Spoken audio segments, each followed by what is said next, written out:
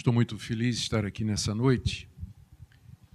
Grato a Deus pela oportunidade de participar desse evento, desse projeto, e para falar de um assunto que é muito próximo ao meu coração, que é exposição ou pregação expositiva, exposição bíblica ou pregação expositiva.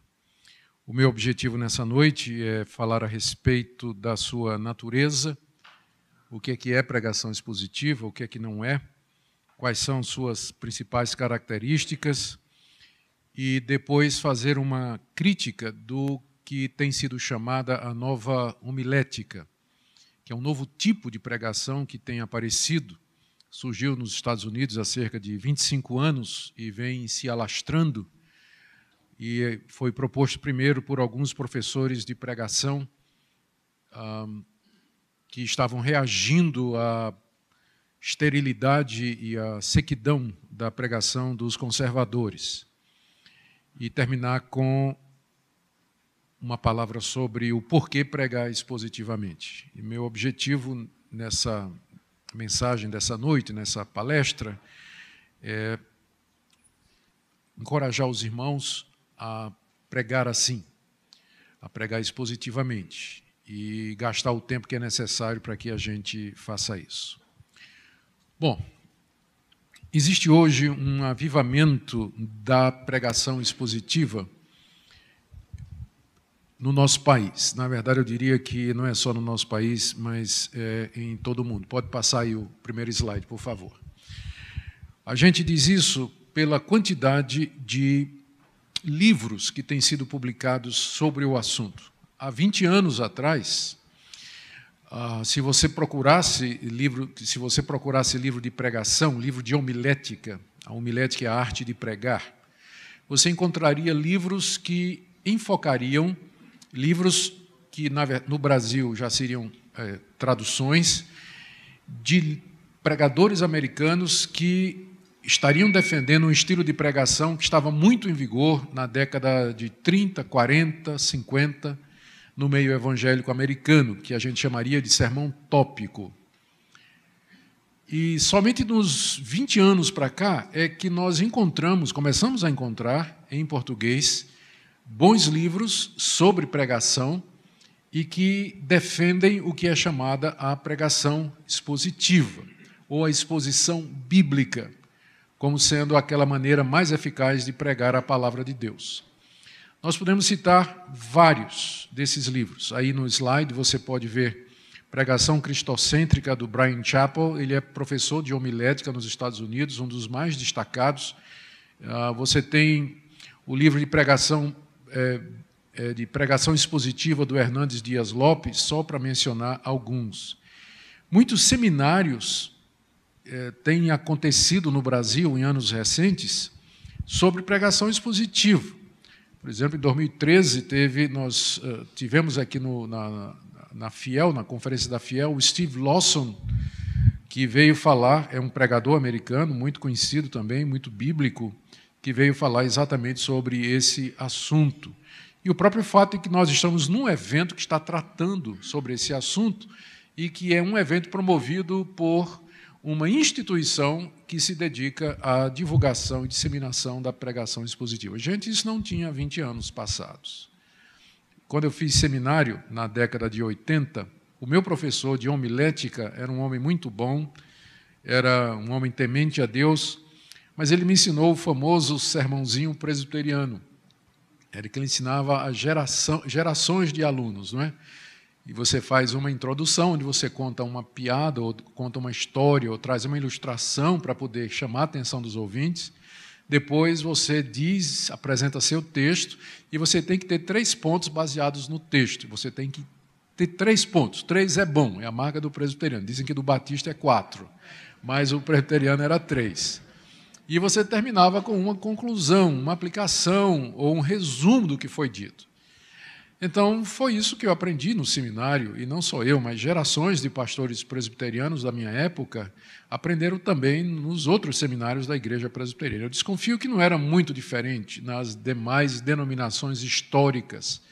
A pregação era muito mais voltada para você ter no domingo uma mensagem de natureza devocional, raramente doutrinária, quase nunca expositiva, em que você trouxesse alento, conforto, desafiasse o povo, tratasse de alguma questão prática, mas quase que não havia pregação expositiva. Como eu disse, isso é alguma coisa que vem acontecendo no nosso país, e eu creio que isso acompanha o interesse que vem crescendo também no nosso país por uma teologia mais sólida, por um conteúdo mais definido dentro do meio evangélico.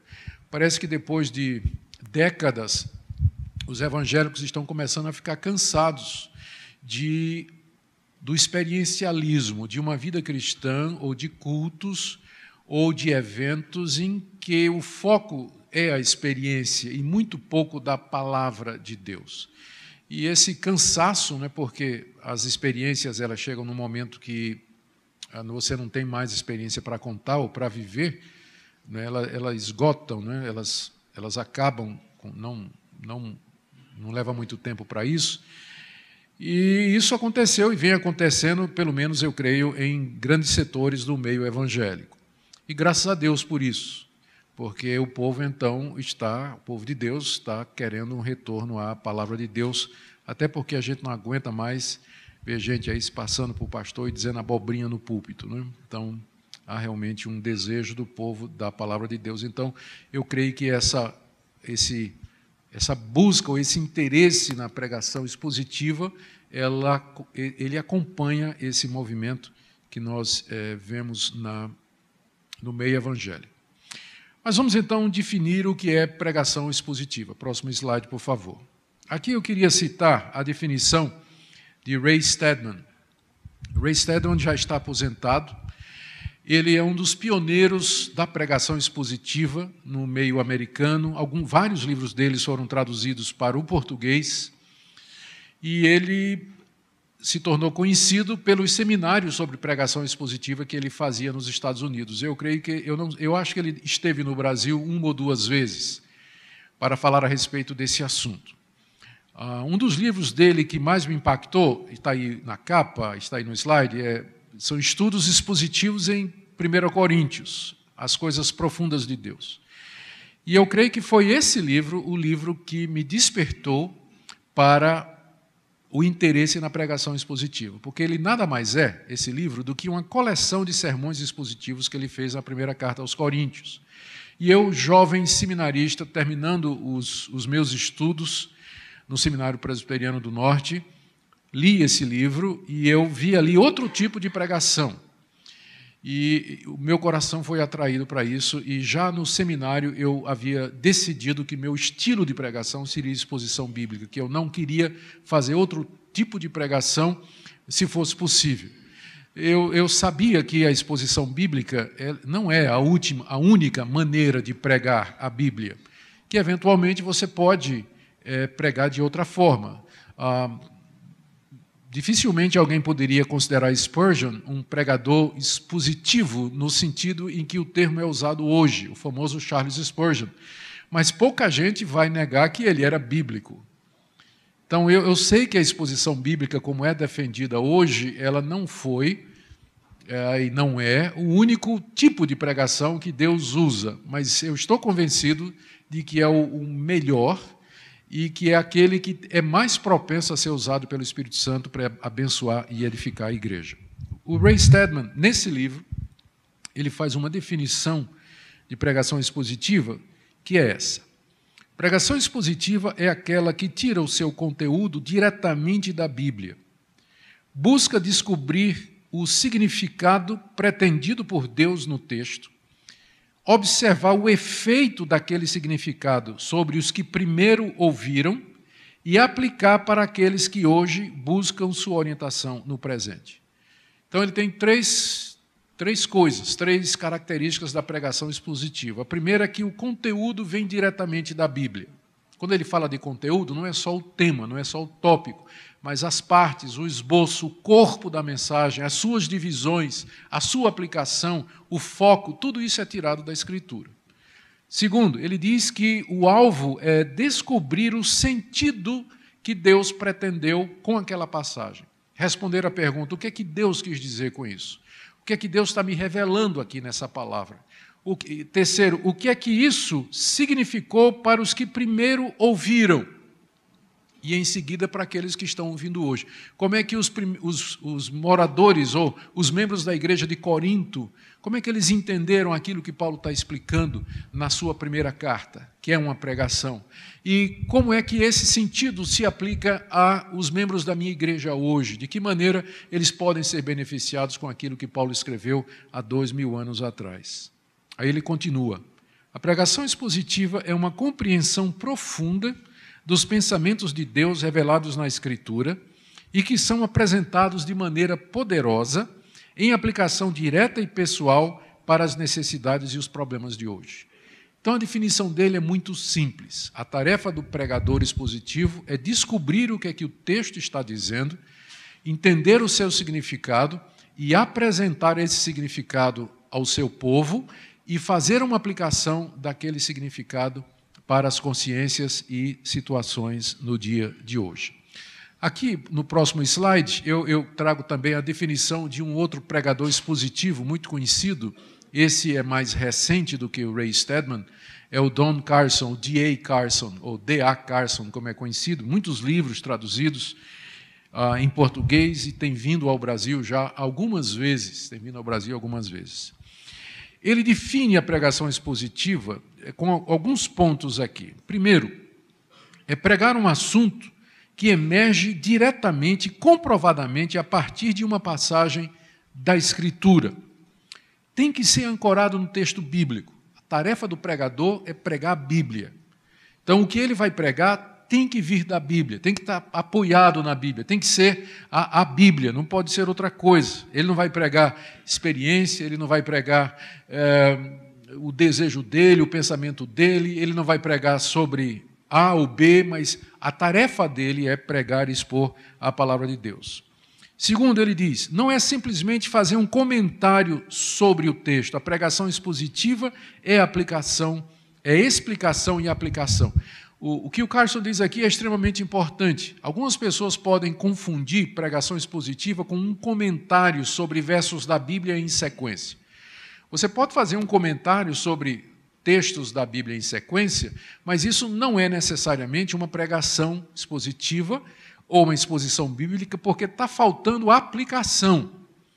Então, o que caracteriza a exposição bíblica, e aqui a diferencia de você fazer um comentário verso a verso, é que ela procura aplicar o conteúdo dos versos sendo expostos à consciência dos ouvintes, segundo o Carson diz aqui. Ele diz que não é necessariamente pregar através de um livro, né, sair pregando verso a verso através de um livro, ou numa série organizada tematicamente, mas significa que cada sermão que você vai pregar ou trouxer para a igreja, ele tem que ser a exposição de uma passagem da Escritura. Você tem que expor o texto, ou os textos que estão diante de você. Ele diz ainda que o tamanho do texto da Escritura é variável. Alguns pregadores expositivos gostam de pegar um livro da Bíblia e todo domingo eles pregam naquele livro, verso a verso, em sequência, começando no capítulo 1 e terminando no capítulo final. Outros gostam de pregar em temas, expositivamente, por exemplo, os milagres de Jesus, ou as parábolas de Jesus, a vida de Abraão. E cada domingo faz uma exposição de um texto dentro desse tema. Alguns pegam capítulos inteiros, outros fazem uma exposição de livros inteiros. Eu ouvi uma vez John Stott fazer uma exposição do livro de Atos num sermão só. Ele fez uma exposição de Atos num único sermão. Em compensação, Martin Lloyd-Jones prega 3 ou 4 sermões num versículo de Efésios. É por isso que a coleção das exposições de Martin Lloyd-Jones em Efésios dão 8 volumes. Não é? 8 volumes. Então, alguns pegam textos, um versículo, e pregam vários sermões sobre aquele versículo. Outros são capazes de fazer, num único sermão, uma exposição de um livro bíblico. Então, não importa o tamanho, o pregador precisa ter Primeiro precisa ser bom para fazer o que Stott fazia, não é? Mas o pregador precisa ter discernimento para saber como é que ele vai dosar, o que é que ele vai trazer para o seu povo, para não trazer comida de mais ou comida de menos. O Carson também diz aqui que a melhor forma de pregação expositiva é aquela que chama a atenção para as ligações canônicas internas que se movem em direção a Jesus Cristo. O que ele está se referindo aqui é a velha máxima da Reforma Protestante de que a melhor intérprete da Bíblia é a própria Bíblia. E quando você está expondo um texto, você deve mostrar como aquele texto se relaciona com outras passagens da Bíblia que estão dizendo a mesma coisa e que nos ajudam a compreender o sentido, para não dar a impressão de que aquela passagem ela está isolada da revelação canônica. Então, você procura explorar a relação entre aquela passagem e outras passagens que dizem a mesma coisa. Pelo que o Stedman e o Don Carson disseram, e que eu trouxe aqui para vocês, pregar expositivamente dá trabalho. Não é? Dá trabalho. Daí a necessidade da exegese, da precisão exegética, de você estudar o texto. Stott se refere, ele usa duas ilustrações, diz assim, o pregador, quando ele está se preparando para pregar, ele rói o osso feito um cachorro. Vocês já viram um cachorro roendo um osso? Eu tinha um boxer na nossa casa em São Paulo, e a gente comprava trazia aqueles ossões, né, de boi lá do açougue e dava para ele. Durava assim, semanas, né? Mas todo dia ele ia roendo e o osso ia ficando menor. Né? Ele roía, de vez em quando, o Link, que era o nome dele, se agarrava ali no osso, o osso ficava se divertindo lá na grama, roendo. E eu me lembrava sempre do que John Stott disse. O pregador ele tem que fazer isso com o texto. Ele tem que chegar no texto como o cachorro chega no osso, e roer, tirar tudo que o texto tem, tudo que aquele osso tem. O texto está dizendo. Outra que ele fala é de você chupar uma laranja, né? Quando você vai chupar uma laranja, você vai mesmo, você vai tirar o último pingo de suco daquele pedaço de laranja. Então, você vai fazer a mesma coisa com o texto. Gente, para fazer isso dá trabalho. E o Stott contou uma história, eu sei que ele estava, não sei se era verdade. Ele disse que tinha um pregador numa igreja e o povo não estava gostando dos sermões dele. E o conselho foi então conversar com ele, e ele perguntou se ele preparava os sermões. Disse, não, eu preparo. Eu moro aqui, nesse mesmo quarteirão da igreja, todo dia, domingo de manhã, quando eu venho para a igreja, enquanto eu caminho da minha casa para a igreja, eu vou aqui pensando o que é que eu vou dizer. Aí o conselho da igreja mudou ele para a extremidade da cidade. Né? Como que dizendo, pastor, sinceramente, né? 5 minutos não dá, pastor. O senhor tem que se preparar mais. Então, talvez essa seja a razão porque nós não temos tantos pregadores e expositores, porque dá trabalho. Você tem que fazer exegese, você tem que entender o texto, você tem que entender a sua estrutura, e é muito mais fácil você chegar na igreja, ter uma boa ideia e, de repente, você sai contando histórias, contando experiências, juntando com uma coisa que aconteceu, uma história que você ouviu, e, no fim, o seu povo sai sem ter recebido, de fato, alimento sólido. Muitos pregadores são assim. O sermão não tem pé nem cabeça, não tem começo nem fim, a Bíblia é usada como pretexto, ele lê um texto ou cita vários textos durante a passagem, mas não tem coesão, não tem explicação, não tem aplicação. E alguns vão se desculpar dizendo, bom, eu trabalho, né, eu tenho que trabalhar para sustentar a minha família. Ou então, a minha igreja exige muito de mim, a minha igreja não entenderia se eu todo dia tirasse as manhãs para ficar estudando e me preparando. Eu compreendo essas dificuldades, especialmente aqui no nosso país, onde as igrejas, de fato, exigem bastante do pastor, e alguns pastores eles têm que trabalhar para ter o seu sustento. Eu tinha um amigo que foi fazer cursos de pregação, o curso de pregação expositiva, dada pelo John Stott lá na Inglaterra, e ele me contou uma vez que estava ouvindo o John Stott falar, e John Stott dizia que para pregar um sermão expositivo, você tinha que gastar pelo menos umas 30 horas de estudo. 30 horas de estudo para você poder pregar no domingo um bom sermão para o seu povo. Aí esse meu colega, que já era pastor, né, que estava fazendo o curso lá, quando terminou a aula, chamou o doutor John Stott e disse: doutor Stott, o problema é que o senhor está pensando no contexto em inglês, né, no contexto europeu, onde realmente as igrejas não têm tantas atividades, e realmente não tem, só tem um culto pela manhã, e raramente tem outra atividade a não ser o trabalho de visita pastoral que o pastor faz. Assim que funcionam as igrejas na Europa. E aí ele disse, mas no Brasil, doutor Stott, a situação é diferente. O pastor prega 2 sermões no domingo, dá uma classe única às vezes. Na segunda noite tem reunião de oração, na terça reunião das mulheres, na quarta é culto de doutrina, na quinta reunião dos jovens, na sexta é fogueira santa de Israel, libertação. Então, no sábado tem... Então, o pastor, ele tem que falar... O pastor vai ter que falar assim umas 10 vezes por semana. O que é que eu faço, doutor? Aí Stott disse assim, você escolhe uma vez para você dedicar 30 horas por semana e o resto você pede perdão a Deus. Pede perdão a Deus.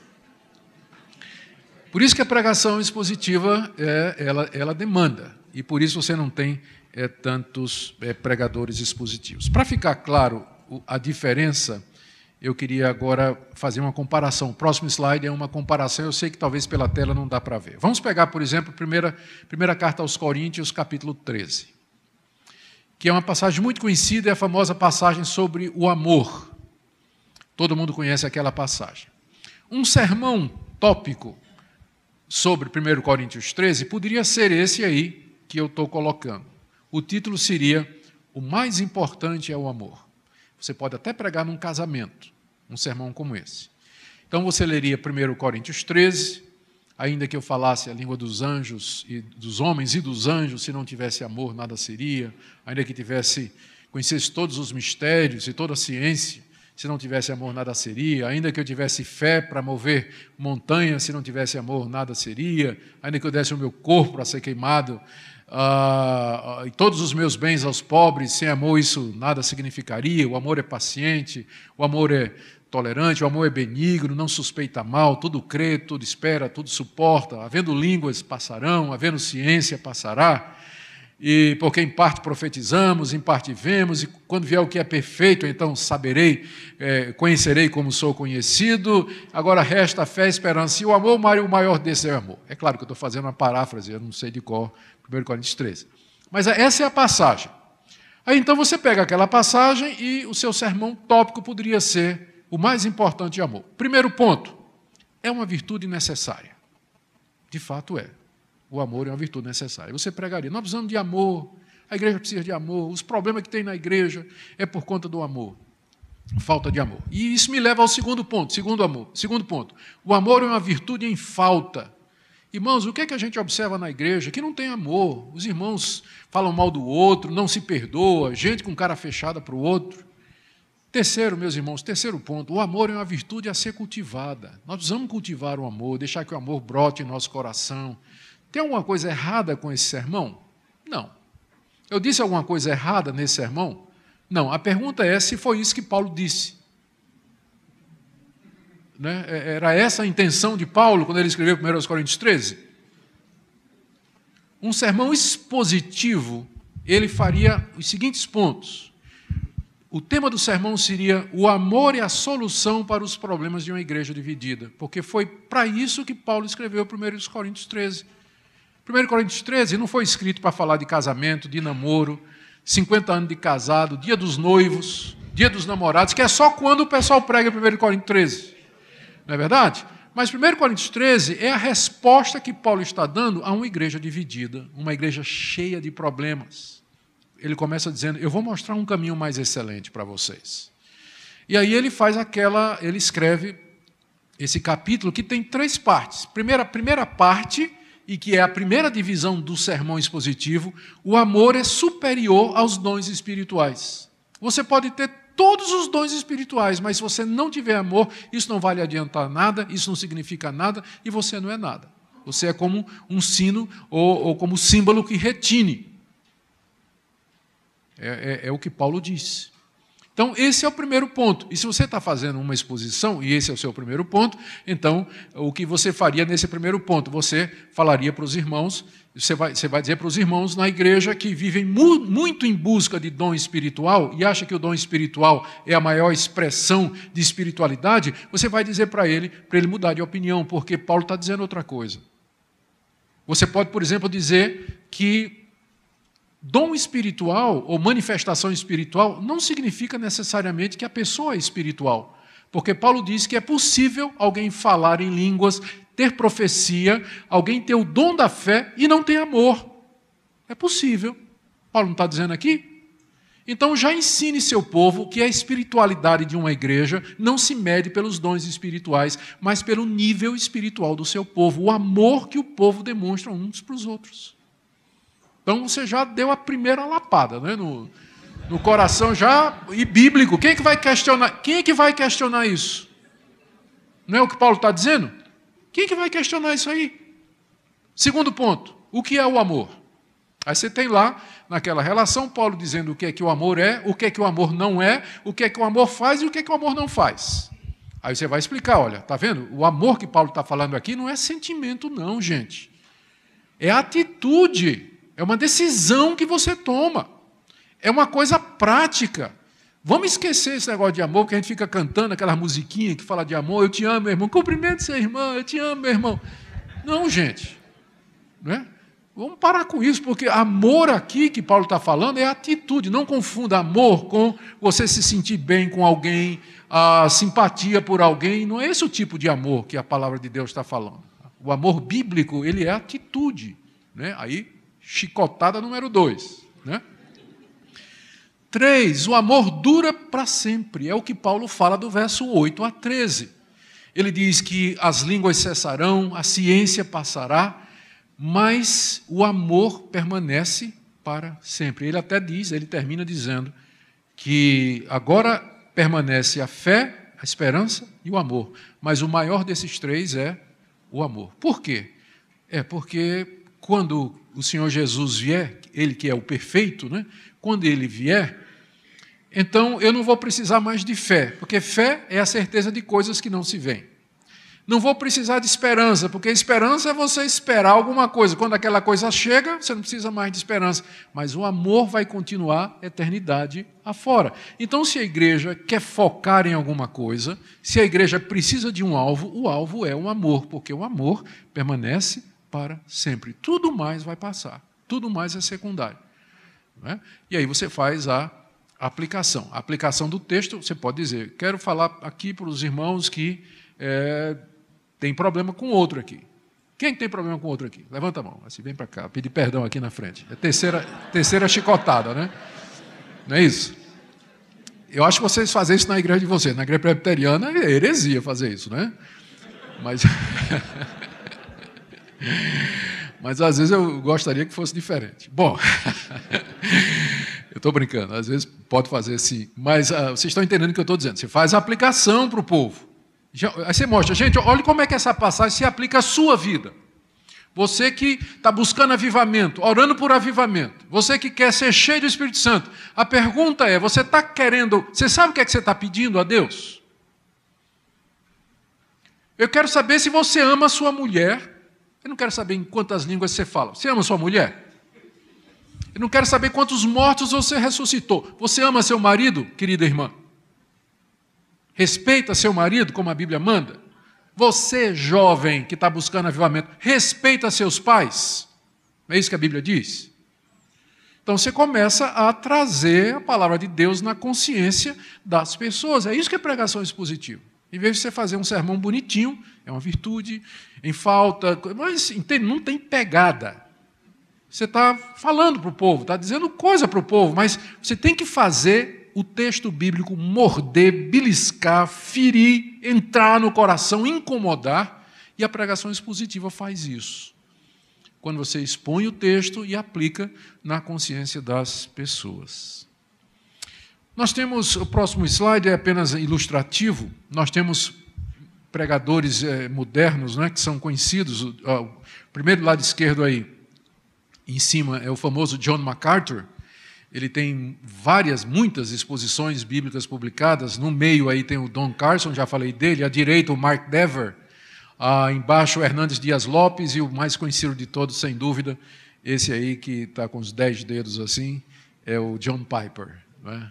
Todos eles têm muito material publicado, são expositores cujos textos são vendidos e consumidos aí por pessoas ávidas por mais conhecimento bíblico, e eu, de fato, recomendo todos eles de coração. Brasileiros, nós temos também vários, ainda ontem teve aqui o Renato Vargens, que é também um querido irmão, que nós recomendamos sim, e que, de fato, ama a palavra de Deus e quer pregá-la. Deixe-me, então, já passando para o próximo slide, deixe-me falar de alguns pressupostos da pregação expositiva. Pregação expositiva não é um método. Não é um método. Porque um método, ele define um procedimento regular que alguém faz para abordar um certo problema, uma certa situação. Um método é isso. Mas a pregação expositiva, não existe um método para ela. Porque o que vai determinar o formato do sermão, a quantidade de pontos do sermão, a abordagem que você vai fazer ao texto é o texto. Então, quando você prega no Evangelho, você está pregando nos Evangelhos, Mateus, Marcos, Lucas e João, o sermão expositivo tem um formato. Quando você vai pregar nas cartas de Paulo, ele tem outro formato. Quando você vai pregar no livro quando você vai pregar no Apocalipse, é outro formato. Então é muito difícil você falar num método. As pessoas perguntam, qual é o método que o senhor usa para preparar sermões? Eu não tenho um método para preparar sermões expositivos, porque é uma atitude. Consiste em você crer em uma série de pressupostos sobre a Bíblia e você se aproximar dela com essa atitude. Então, os pressupostos, ou seja, o que é que eu tenho de crer para eu poder pregar expositivamente? Primeiro, inspiração da Bíblia. Que a Bíblia é a inspirada palavra de Deus. Que Deus me fala através desse livro. E que se eu quero ouvir a voz de Deus, eu vou ler a Bíblia. E se eu quiser ouvir a voz de Deus audivelmente, eu vou ler a Bíblia em voz alta. Certo? É assim que eu vou ouvir a palavra de Deus. É assim que eu vou ouvir Deus falando. Porque Ele é a palavra inspirada de Deus. Não é palavra só humana. É claro que a Bíblia tem um lado humano. Ela foi escrita por pessoas como vocês e como eu, inseridas numa cultura, que falavam uma língua, que tinham um conhecimento limitado, mas pela ação do Espírito Santo, pelo poder do Espírito Santo, aquelas pessoas, no que escreveram somente a verdade. Escreveram o que Deus queria que elas escrevessem, de tal maneira que a Bíblia, sim, é um livro escrito por pessoas, mas é a própria palavra de Deus. Se você não crer na Bíblia como a palavra de Deus, você não pode ser um pregador expositivo. Porque você precisa ter essa atitude de reverência para com a palavra de Deus, essa consciência de que você foi chamado para expor as próprias palavras de Deus. E isso tem que mudar a sua atitude e a maneira como você prega. Segundo, você tem que estar convencido da divina autoridade da Bíblia, que ela é a única regra de fé e de prática. Ela é o juiz máximo em toda controvérsia, ela que cala toda a boca, ela que encerra a contenda. Se ela falou, tudo mais se cala. Você tem que crer nisso, que você está expondo a autoridade final, a referência última, o norte para a vida da igreja, aquilo ao que os crentes têm que se submeter, e você primeiro do que eles, para dar o exemplo. Você se submete a essa palavra, você acata essa palavra, e assim você ensina as pessoas. Você tem que crer na autoridade da Bíblia, ela é a autoridade final na sua vida. Se ela está dizendo isso, é isso que você vai pregar. Se ela está se calando aqui, você vai se calar também. Se ela ensina aquilo, é aquilo que você vai ensinar, porque a autoridade vem dela e não de você. Infelizmente, nós temos hoje modelos de liderança na igreja em que a autoridade está centrada na pessoa do líder. daquele que é a pessoa principal nesse ministério ou na igreja. Então, isso é um erro muito grande, porque todo líder, todo pregador de verdade, todo homem de Deus, ele sabe que a autoridade está na palavra de Deus e não no seu ofício, não no seu título, não na sua posição e não na sua função. Terceira coisa, você tem que crer na inerrância e infalibilidade da Escritura. Porque a exposição bíblica é você desvendar o sentido do texto e trazer aquele sentido para o coração das pessoas. E você dizer às pessoas que elas têm que viver e andar de acordo com o que está sendo dito. Mas se você duvida que esse livro está dizendo a verdade, como é que você vai expô-lo? Não é? Como é que você vai ensiná-lo? A gente ensina o que a gente acredita. Fica muito difícil você expor os evangelhos se você duvida da realidade dos milagres que estão descritos ali. Como é que você vai expor no Evangelho de João os 7 milagres de Jesus que estão narrados ali? Como é que você vai fazer isso? Você vai ter que dizer, gente, aqui, de fato, né, aqui está narrando um milagre. Claro, a gente sabe que milagre não existe. Então, isso aqui deve ser um mito, não é? Que os discípulos, que João, ele queria dizer alguma coisa. E o que é que João queria dizer? João queria ilustrar que Jesus é o pão da vida. Por isso ele criou aquela história de que ele multiplicou pães. Ele nunca fez isso, na verdade. Mas ele inventou aquela história da multiplicação de pães, porque ele queria ensinar sobre a ceia. E é sobre isso que eu vou falar, a ceia do Senhor, quando o texto não está falando da ceia do Senhor. Então, fica difícil, entende? Fica difícil você pregar expositivamente se você não acredita na Bíblia, no que ela diz, no que ela afirma. Então, você vai ter que pregar outro tipo de sermão. Quarto lugar, você tem que crer na coesão interna da Bíblia. A Bíblia tem 66 livros, que foram escritos durante milênios, e por pessoas diferentes, em lugares diferentes, culturas diferentes, e para atender a assuntos diferentes. Portanto, na verdade, é isso que a palavra Bíblia significa, uma coleção de livros. É isso que ela é. Desde o Pentateuco, os 5 livros de Moisés, até o Novo Testamento, que é a coleção dos escritos sobre a pessoa de Jesus Cristo. Mas, embora esse livro, a Bíblia, seja composta de livros tão variados, você tem que crer de que existe só um autor por detrás, que é o Deus que inspirou os autores humanos. Por isso, ela tem uma mensagem só, ela é coesa, ela não se contradiz. O que pode acontecer, é claro, que um assunto, ou o que pode acontecer não, o que acontece de fato é que esses assuntos ou os temas centrais da Bíblia, eles não foram todos revelados de uma única vez. Mas Deus foi revelando gradativamente, à medida que o tempo passava, que novos escritos iam sendo elaborados, mais luz e mais informações eram lançados sobre um determinado tema. Como, por exemplo, a própria morte de Cristo na cruz, anunciada lá no Jardim do Éden, logo no primeiro livro, como a semente da mulher que viria, o descendente da mulher que viria esmagar a cabeça da serpente, passando por todo o Antigo Testamento, quando a lei regulamentou os sacrifícios, o ministério levítico, o ministério dos sacerdotes, até os profetas que começaram a falar em figuras, como Isaías, que parece estar no pé da cruz, descrevendo a agonia de Cristo, até que nós chegamos nos evangelhos que registram o fato histórico e os apóstolos que interpretam aquele fato e nos dizem que o sangue de Jesus nos purifica de todo o pecado. Mas esse conceito de que o sangue de Jesus nos purifica de todo o pecado levou milênios até chegar nessa clareza. Deus foi revelando, foi adicionando informações, figuras, até que hoje nós temos a revelação completa. Então, se você não crê na unidade interna da Bíblia, vai ser difícil você pregar expositivamente.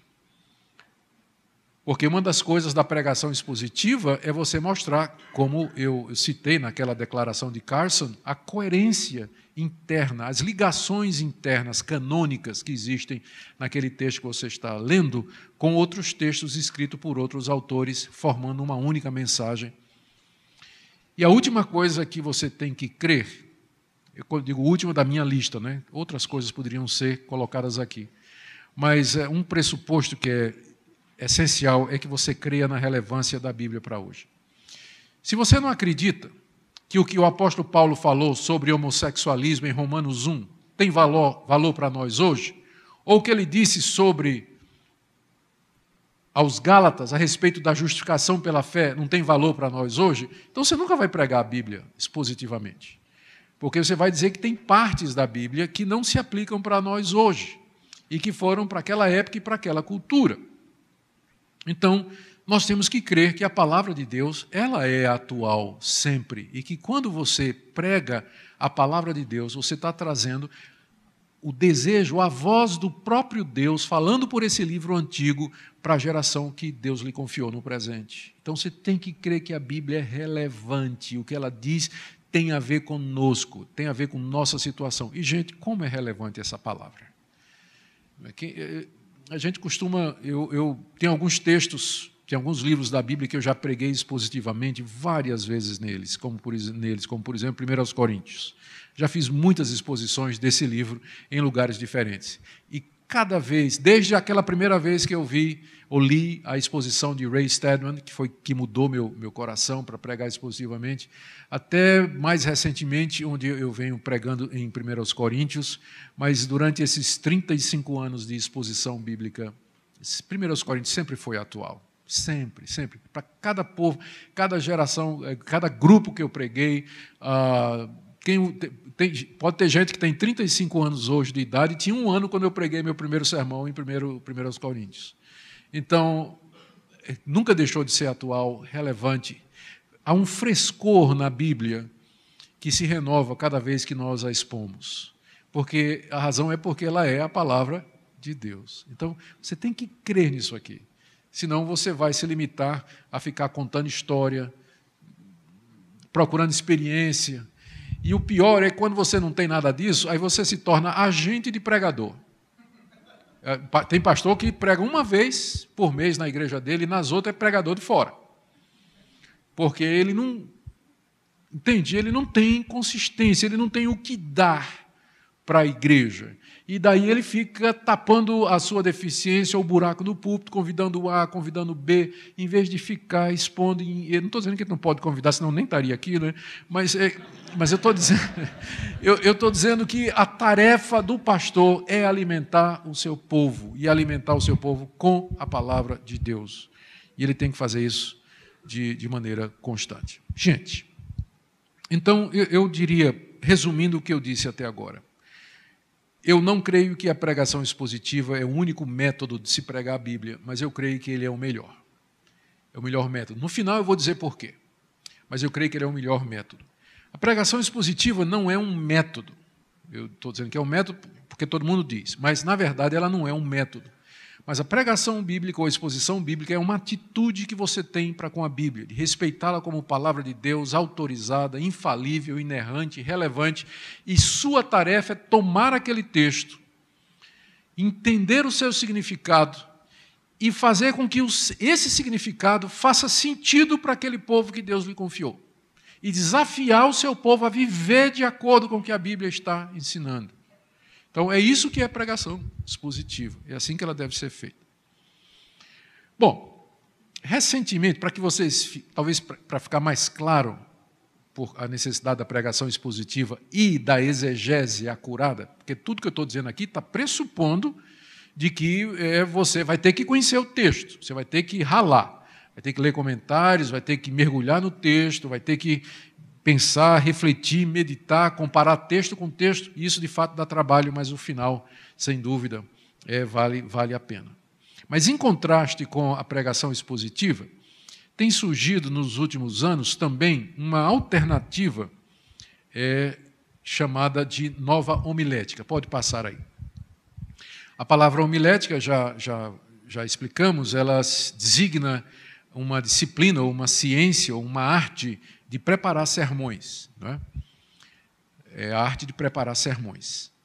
Em 1971, Fred Craddock, que era um professor de homilética, ele escreveu um livro, Como Alguém que Tem Autoridade. onde ele procura redefinir o conceito de pregação. Ele estava reagindo, ele estava dizendo mais ou menos o seguinte: a pregação, nos dias de hoje, ela tem que mudar. A igreja tem que abandonar o método tradicional de pregação por um outro que seja adaptado às mudanças introduzidas pela pós-modernidade. É necessário que o pregador não dependa mais de estudos bíblicos e teológicos, mas ele recorra às teorias de retórica e de hermenêutica, que sejam mais voltados para a experiência. Ele diz assim, olha, ele argumenta assim, isso já na década de 70, naquela época, né, dizia, o povo hoje aprende mais, a televisão estava no auge, né? A televisão estava surgindo, o povo hoje aprende mais pelo que vê. A mente hoje, naquela época já era assim, quanto mais hoje, a mente das pessoas hoje é mais midiática, é formada por imagens. A ideia de você ficar à frente de uma igreja, num púlpito mais alto do que a cabeça das pessoas, e só você está falando da ideia de autoritarismo, e desde a década de 60, que começou a revolução contra a questão da autoridade, a gente sabe disso, né? O movimento hippie e tudo mais representou no mundo um início de um movimento que até hoje perdura, que questiona toda e qualquer autoridade ou autoritarismo, né? Diz, com que direito o pastor está lá na frente? Porque só ele está certo, porque só a interpretação dele está certa. Por que é que todos nós estamos sentados, virados para frente, ele está lá em cima virado para nós, e dizendo coisas, e querendo nos convencer, e argumentando logicamente, e no final dizendo que é isso que a gente tem que fazer, isso é autoritarismo, isso não existe mais hoje. Hoje as coisas são democráticas, as pessoas conversam, hoje se fala de diálogo, as pessoas aprendem por imagem. Então a igreja tem que... Por que a igreja se tornou irrelevante? Porque o mundo mudou e a igreja continua na mesma toada de pregação, mesmo jeito de pregar. Então tem que ter uma mudança, a igreja tem que se adaptar à nova realidade. Aí eles apelam para esse movimento, é claro, ele estava acompanhando uma mudança que teve na filosofia e também especialmente na filosofia da linguagem. E aqui aparece nome como Gadamer, Fuchs, Habermas, são nomes que talvez não façam sentido para vocês, mas era o pessoal que trabalhava na área da teoria da linguagem e dizia que, antes deles, se dizia que um texto, o sentido de um texto é determinado pela intenção do autor. O que é que Paulo quis dizer aqui? Então, essa era a chave para você entender 1 Coríntios 13. Como é que eu entendo 1 Coríntios 13? Resposta, procura saber qual era a intenção de Paulo. O que é que Paulo quis dizer? Mas esse pessoal dizia, não, Paulo morreu, como é que eu vou saber o que é que Paulo... A intenção de Paulo... Qual era a intenção de Paulo? O texto está vivo por ele mesmo. O texto fala por ele. A gente não precisa da intenção de Paulo. O que vai definir o sentido é a sua experiência. Quando você se encontra com o texto, ele vai fazer sentido para você. Então, o sentido não está no texto e nem no autor, mas o sentido está no leitor. O leitor é que determina o sentido. Então, essa foi chamada a nova hermenêutica, que aí gerou a nova homilética. E aí, quem pegou essa ideia, disse assim, de fato, a gente não pode mais chegar lá e chegar na igreja e usar essa forma antiquada de pregação. Nós temos que avaliar, nós temos que repetir a experiência dos primeiros leitores.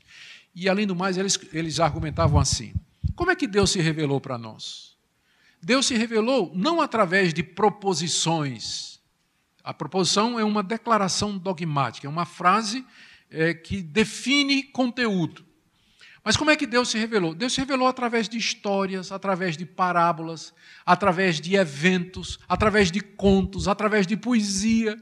Por que eu tenho que pregar isso assim? Por que um sermão tem que ser assim? Se Deus me falou através dessa maneira. Por que tem que ser?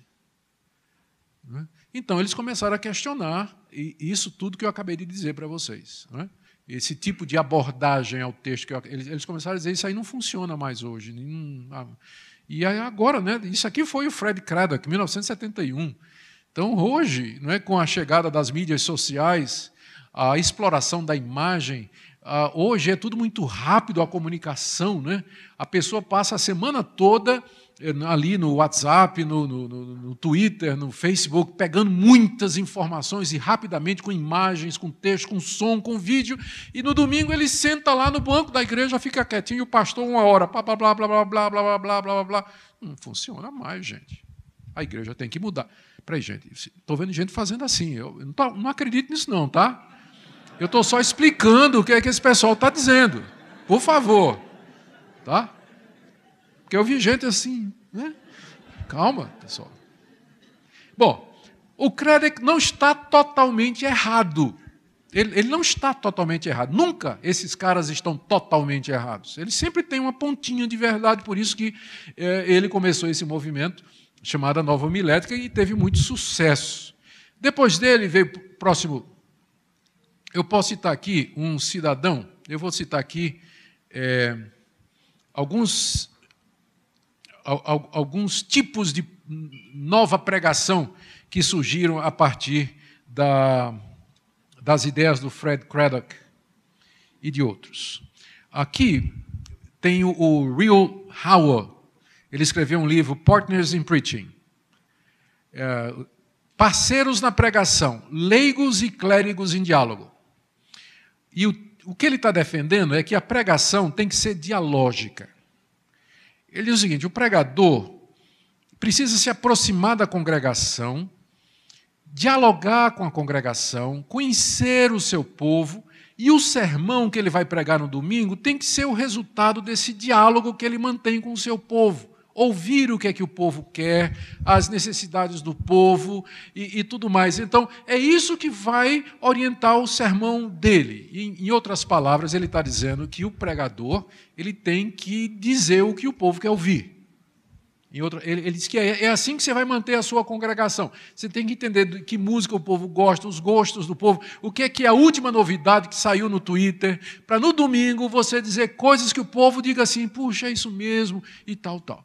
Parece legal, não parece? Parece bom, mas o problema é que o pregador ele está abrindo mão do seu papel de voz de Deus. Como aquele profeta que está vindo da parte de Deus, trazendo uma palavra de Deus para o povo e para dizer coisas que o povo não gosta de ouvir, não. Ou não quer ouvir.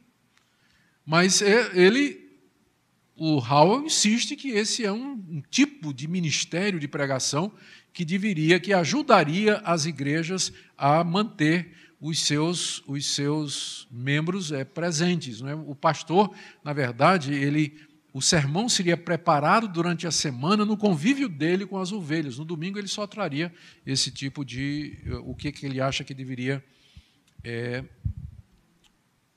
ser. Pode passar o próximo. Aqui um outro exemplo, eu estou dando exemplos, né, de nova homilética. Aqui você tem o Charles Rice, ele escreveu, o livro dele é Preaching the Story, Pregando a História. Ele defende o seguinte, que a tarefa do pregador é recontar as histórias da Bíblia, como, por exemplo, a do filho pródigo. Ele chega e ele transforma o pregador, na verdade, num ator. E ele o livro dele é também da década de 70, e é mais ou menos aí, já tinha antes, mas ele trouxe muita base para a questão da encenação e do teatro como maneira de sermão. Porque a ideia dele é o seguinte, como é que Jesus ensinou que Deus nos ama? Contando uma história. Que história foi essa? A parábola do filho pródigo. Foi assim que Jesus ensinou. Jesus não ensinou assim do tipo, Deus nos ama, primeiro ponto, ele ama o pecador, segundo, ele ama o que se arrepende, terceiro, ele não ama o filho mais velho que é fariseu. Não foi assim que Jesus ensinou. Como é que ele ensinou? Ele ensinou contando uma história. Então, eu tenho que fazer a mesma coisa. A minha tarefa como pregador é vir ao púlpito e contar uma história, ensinar o povo usando o método de Jesus, contar uma parábola. E aí você pode encenar do tipo assim. Aí ele explica, né? Dizendo assim que o pastor ele tem que ser capaz de chegar e dizer assim, assumir a figura do filho pródigo e dizer, papai, eu vou embora. Pai, não aguento mais. Eu quero que o senhor me dê tudo que eu tenho direito, porque eu não aguento mais ficar debaixo do Senhor, eu quero seguir minha própria vida. Filho, mas eu sempre te dei todas as coisas. Por que o senhor está fazendo isso comigo? Entende? Aí você pode trazer mais gente para coadjuvantes. Aí, de repente, você, na verdade, faz um teatro, não é? Ou faz uma peça, ou um evento, ou, enfim, você tem que reproduzir aqueles conteúdos, aquelas histórias, ou a forma como Jesus ensinava. Está totalmente errado? Não, não está. Não está. A gente deveria, na pregação, ser mais envolvente. A gente poderia usar mais ilustrações, tá certo? Mas é claro que, ao fazer isso, ele está confundindo. Se a pregação é recontar as histórias da Bíblia, nós não precisamos de pregador. É só dizer, meus irmãos, vamos ler a história do filho pródigo. Ótimo. Não é isso? Nós não precisamos de pregador. Nós não precisamos de igreja, porque isso pode ser feito em qualquer lugar. Nós não precisamos de comunidades que se assentam para se edificarem à luz dos dons espirituais. Particularmente esse do mestre que Deus e do pastor que Deus coloca na igreja para orientar o rebanho. Outro problema com isso aqui, o erro disso aqui e de outros, é pensar que Deus não se revelou de maneira proposicional. Eu queria... A expressão justificados, pois, diante de Deus, justificados, pois, pela fé, tenhamos paz com Deus por meio do nosso Senhor Jesus Cristo. Se isso aqui não é uma proposição, eu não sei o que é. Parábola não é, história não é, poesia não é, narrativa não é. Isso é uma proposição. Isso é uma declaração do apóstolo Paulo. Eu quero ver como é que ele vai encenar isso aí. Quero ver ele ensinar isso aí. Então, não dá, se você vai ensinar a palavra de Deus, a exposição, a descrição, a explicação do conteúdo atende tudo isso que esse pessoal quer, se você se fizer acompanhar de ilustrações da vida diária, do cotidiano. Eu não tenho problema, por exemplo, durante a pregação, você pode até fazer o seguinte, queridos, hoje, na nossa sequência aqui, nós vamos pregar a respeito, o texto aqui de Paulo, está falando lá em Romanos 2, você está expondo Romanos 2, chegou lá na parte que Paulo diz que a lei de Deus está gravada no coração deles. Mesmo que eles nunca ouviram falar de Deus, a lei de Deus está gravada no coração. Queridos, eu vou dar uma prova disso. Solta aí a música de John Mayer. E aí, um vídeo, né, o famoso John Mayer, tocando uma música, tipo assim, Daughters, onde ele, que é ateu, ele defende valores que tem cristão que não defende. Ele diz, como é que um ateu está defendendo valores cristãos? Quando ele diz que não crê em Deus, resposta é que ele não pode fugir da imagem de Deus que está nele, da lei de Deus, que um dia vai condená-lo.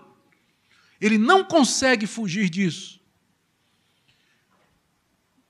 Eu não teria problema em ter a letra do John Mayer publicada para que a igreja entendesse o que eu estou dizendo. Eu posso usar recursos audiovisuais. Eu não tocaria uma música de Caetano Veloso como parte para inspirar o pessoal, né? Como tem igreja que vai ao ponto de, durante o culto, vamos tocar aqui uma música de Caetano Veloso, uma música de Chico Buarque, né? Para a gente assim se inspirar e tal. Isso aí não. Mas para trazer uma ilustração, por que não? Eu não vejo dificuldade com isso. Se Deus nos deu esses recursos, podem ser utilizados, se bem utilizados, eles podem ser utilizados. Eu raramente utilizo, eu gosto daquele ditado árabe que diz assim, que o bom pregador é aquele que transforma ouvido em olho. Então, se eu conseguir transformar o ouvido de vocês em olho, eu não vou precisar desse tipo de ajuda, né? Mas é difícil, né? Mas é que você explica de tal maneira que o pessoal vê o que você está dizendo. Se você precisar de ajuda, pode ajudar. Então, a pregação narrativa, que é o tipo de pregação definida pelo Rice, ela é limitada e reducionista. E eu não creio que ela atende à nossa missão de pregar toda a palavra de Deus. Agora tem um aqui, que é a última que eu vou mostrar, é de uma falecida feminista chamada Lucy Atkinson Rose.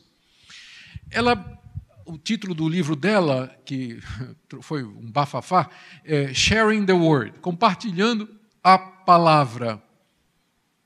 E o subtítulo é Preaching in the Rounded Table Church, Round Table Church, pregando na igreja da mesa redonda.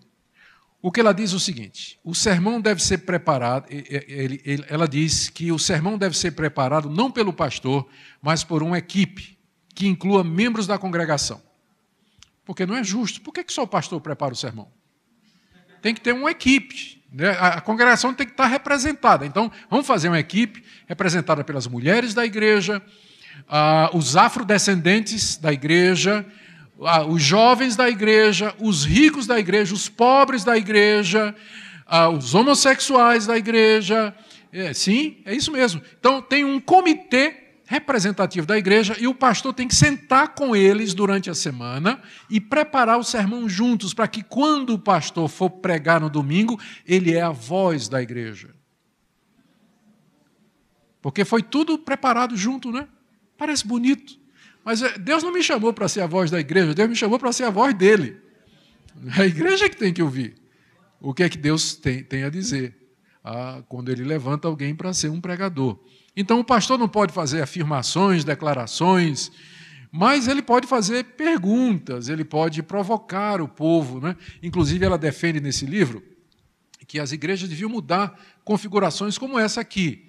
Em vez de colocar assim bancos que as pessoas sentam olhando para frente, deveria ser, na verdade, uma mesa redonda, circular, para dar ideia de diálogo, que as pessoas estão conversando e falando uma com as outras, porque a impressão que dá esse formato aqui é que eu estou falando e vocês escutando.